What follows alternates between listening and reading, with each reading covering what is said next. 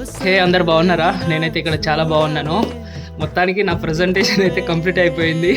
ఎండ్లో మీరు చూడొచ్చు.